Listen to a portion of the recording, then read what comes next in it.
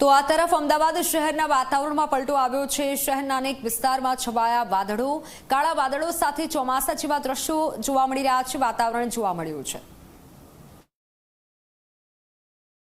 હવામાન વિભાગની આગાહી મુજબ જ રાજ્યના વાતાવરણમાં પલટો આવી ચૂક્યો છે। અમદાવાદ શહેરની વાત કરીએ તો મોડી સાંજનો સમય થઈ ચૂક્યો છે અને આપ જોઈ શકો છો ચોમાસામાં જેવું વાતાવરણ સર્જાય છે તેવું કાળા ડિબાંગ વાદળો સાથેનું વાતાવરણ હાલ સર્જાઈ ચૂક્યું છે।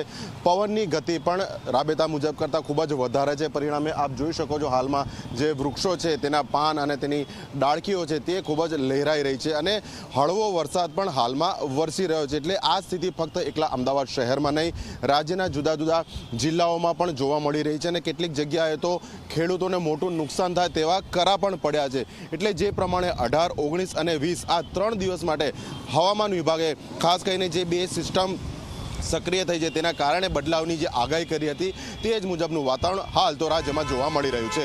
કેમેરા પર્સન ઉમેશ પરમાર સાથે અર્પણ કાયદાવાલા, ઝી મીડિયા, અમદાવાદ।